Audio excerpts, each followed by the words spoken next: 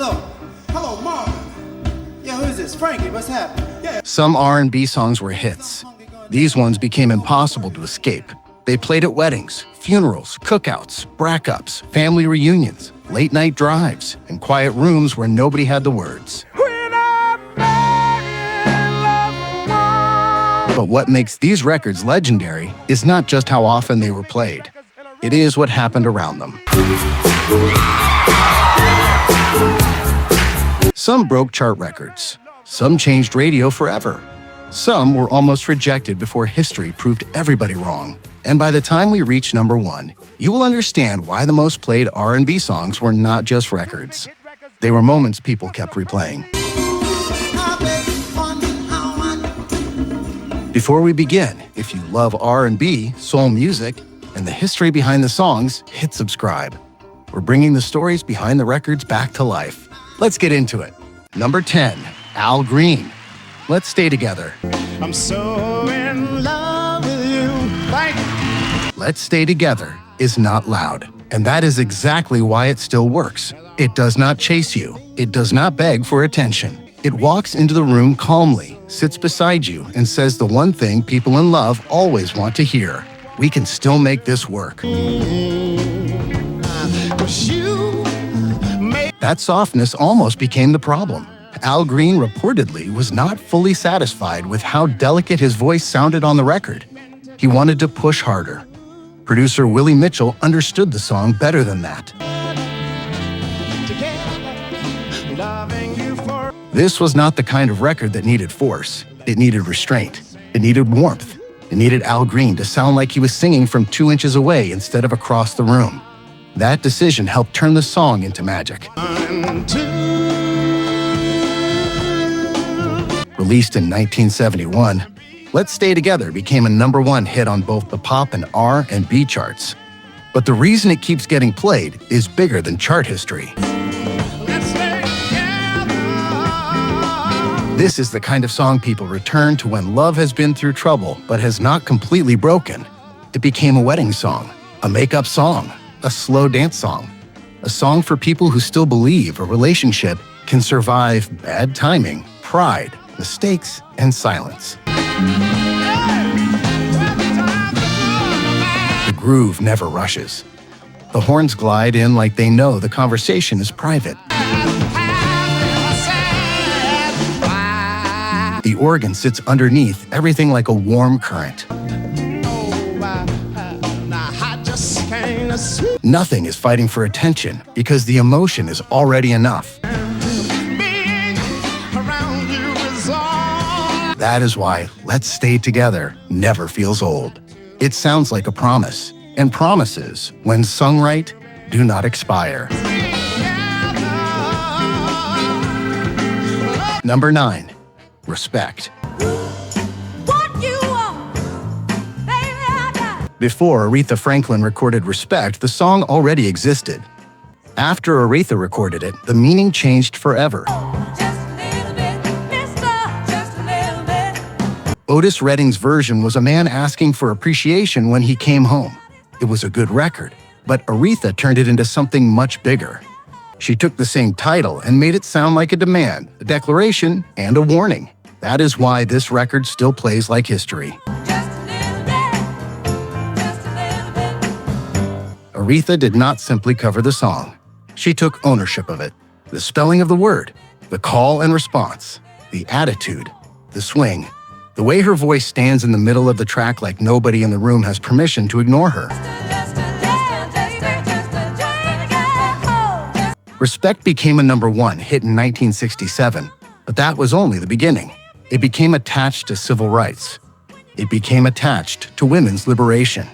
It became attached to workplaces, relationships, protests, speeches, documentaries, and every moment where someone had to demand what should have been given freely. That is the power of the record. It can mean different things to different people without losing its center. For one person, it is about a relationship. For another, it is about dignity. For another, it is about race, gender, labor, or survival. Find out what it means to me. Aretha's voice carried all of it. But the painful irony is hard to miss. The song Demanding Respect became one of the greatest performances in American music. Yet the music business still did not reward performers the way it rewarded writers and rights holders. Aretha made the song immortal. The industry still found a way to keep the power elsewhere. That is why Respect keeps getting played. Because the fight inside, it is not finished. Number 8. Michael Jackson, Billie Jean. Billie Jean does not sound like a normal hit. It sounds like somebody's being followed. That bass line comes in first, steady and suspicious. And before Michael Jackson says one word, the record already feels like danger. Not danger you run from. The kind you keep listening to because you need to know what happens next. That is why Billie Jean became impossible to escape. Michael took paranoia, fame, obsession, accusation, and fear, then turned all of it into a dance record. That is a strange combination, and most artists would not survive it. Too dark, and people stop dancing. Too light, and the story loses its tension. Michael found the middle. He made anxiety smooth. The song was inspired by the strange attention he and his brothers received from fans while touring. Michael always said Billie Jean was not one real woman, but a symbol of the pressure and false claims that came with fame. That makes the record feel even sharper. It is not just a story about one person. It is about celebrity turning into a trap. Quincy Jones reportedly wanted the intro shortened. Michael refused because he knew that groove was the doorway. Cut the intro, and you cut the suspense. Then the song became bigger than radio. The video pushed Michael deeper into MTV history at a time when Black artists were still fighting for equal visibility on the channel. Then came the Motown 25 performance in 1983, where Michael introduced the moonwalk to a massive television audience. After that, Billie Jean was no longer just a hit. It was a cultural explosion. People still play it because it never feels safe. The beat moves, but the story watches you from the corner. Number 7. Bill Withers, Lean on Me. We all in pain. Lean on Me. Lean on Me is one of the most played R&B songs in history because it does not belong to one kind of moment. It belongs to everybody. A wedding can use it. A funeral can use it. A school choir can use it. A church can use it. A family can sing it during hard times. We are wise. We know that. A city can play it after tragedy. Friends can use it when there are no perfect words left. That is rare. Bill Withers did not write the song like a man trying to impress the industry. He wrote it like somebody who understood life. And I'll be your friend. Before fame, he had worked real jobs, served in the Navy, and lived a full adult life before the music business ever knew what to do with him. Lord, till I'm gonna need. That is why his writing felt different. It was plain, but never empty. The song came from memory. Lean on, please. Withers grew up in Slab Fork, West Virginia, a small coal mining community where people had to depend on each other. Those of your needs. Later, living in Los Angeles, he missed that closeness. For no one can feel. Lean on Me came from that distance between the world he remembered and the world he was living in. The piano part is simple, almost too simple. Need somebody to lean. But that is the genius of it. It feels like anyone could sit down and find it. The melody does not show off. It invites people in. We all need somebody. That is why the song became a #1 hit in 1972, and then found new life again when Club Nouveau took it back to #1 in the 80s. I'll help you carry on. Very few songs get that kind of second life. Lean on Me did because the message never ages. Everybody eventually needs help. And everybody hopes someone answers. Somebody to lean. Number 6. Boys to Men, End of the Road. End of the Road is not just a breakup song.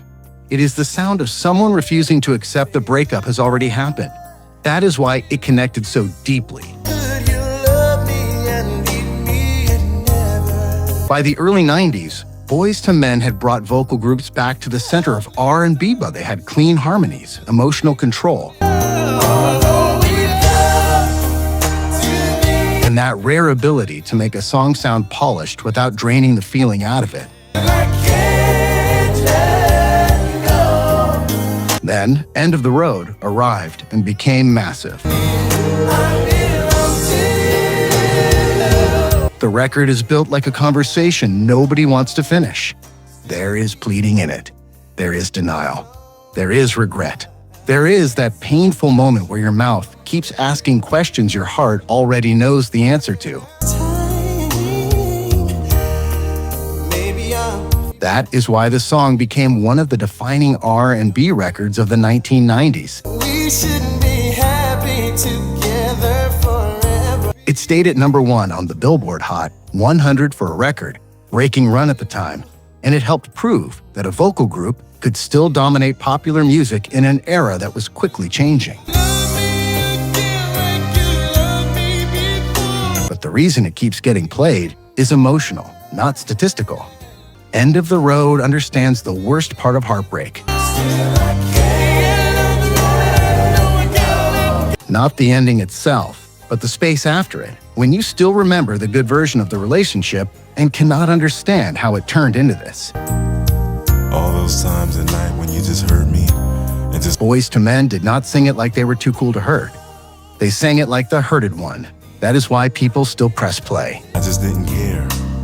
You just don't understand how much I love you, do you? Because some goodbyes do not feel final, even when they are. Right now, I'm just in so much pain, baby, because you just... Number 5. Whitney Houston, I Will Always Love You. So I go. I Will Always Love You is the kind of record that makes people stop talking. That is not normal. A lot of songs are famous. A lot of songs are emotional. But very few songs have a vocal moment so powerful that the whole room waits for it, even when everyone already knows it is coming. Dolly Parton wrote the song as a farewell, and her original version was gentle, personal, and country. Whitney Houston took that same song and turned it into something enormous. But the secret is not just the big note. The secret is the silence before it.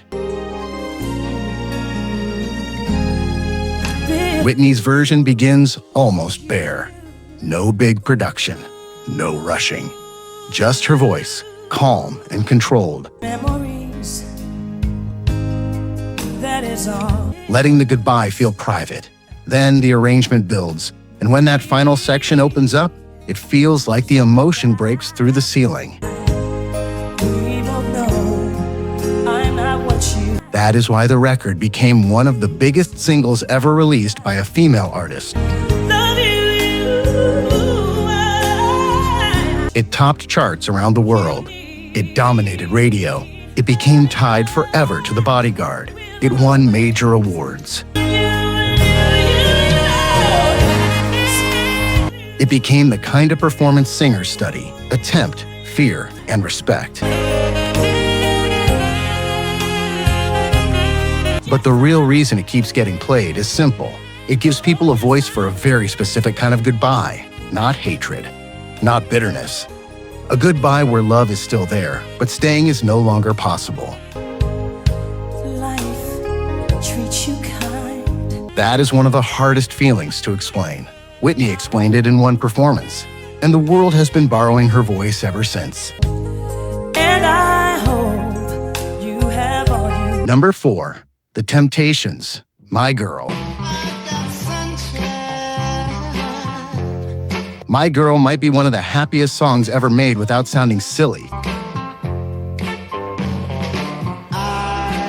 That is harder than it seems. A love song can easily become too sweet, too soft, too simple. But My Girl sits right in the perfect place. It is innocent without being childish, romantic without being heavy, joyful without trying too hard. And that opening guitar line is one of the most recognizable sounds in music history. 2 notes, and people already smile. Smokey Robinson and Ronald White wrote the song for The Temptations, but more specifically, they wrote it for David Ruffin's voice.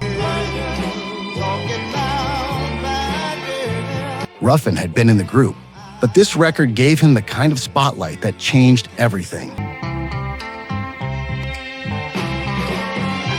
The moment he starts singing, the song becomes personal. Not complicated, not dramatic, just warm. That is why the record became The Temptations' first #1 pop hit and one of Motown's defining records. It helped turn the group into legends, but it also gave R&B one of its most universal love songs. People play My Girl because it works almost anywhere. A movie scene, a wedding, a birthday, a family party, a commercial, a drive with the windows down. A room full of people who suddenly remember the same chorus at the same time. That is not just popularity. That is cultural ownership.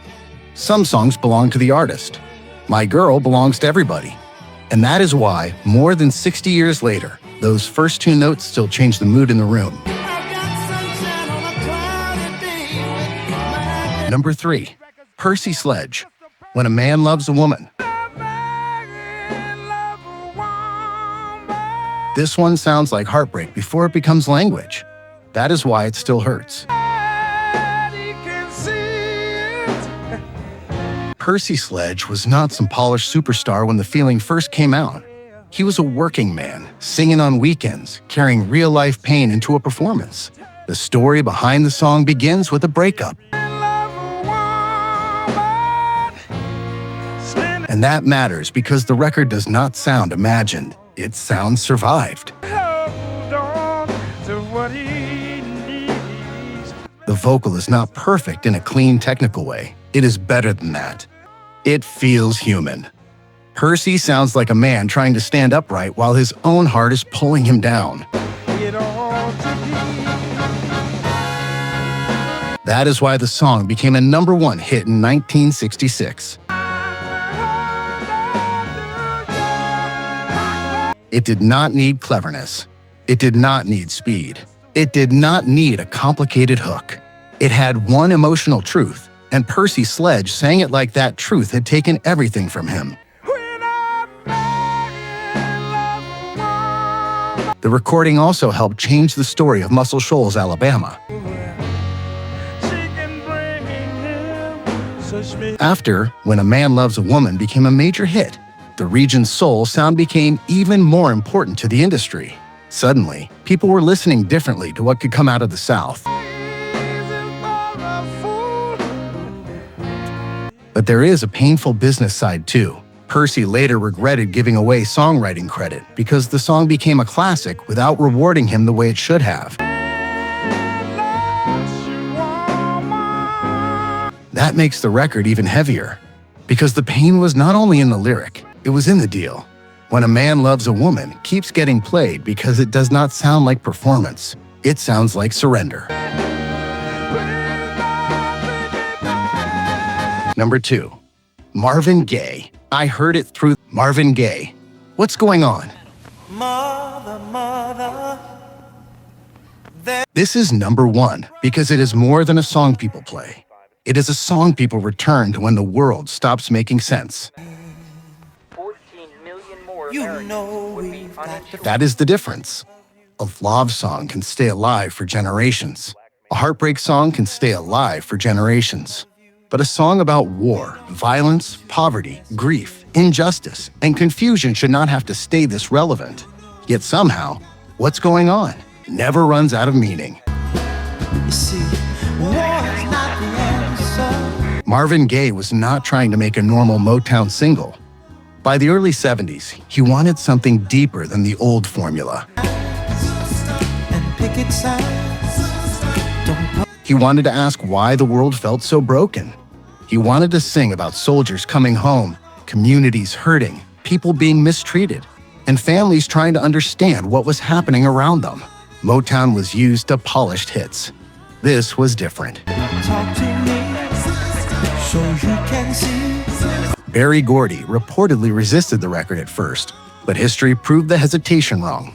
The song became a major R&B hit, the album became a landmark, and over time, What's Going On grew into one of the most respected songs ever recorded. But the chart numbers are not the real reason it sits here. The real reason is that every generation keeps hearing itself inside it later because the pain had not disappeared. People still play it because the question has not been answered. That is what makes the record almost frightening.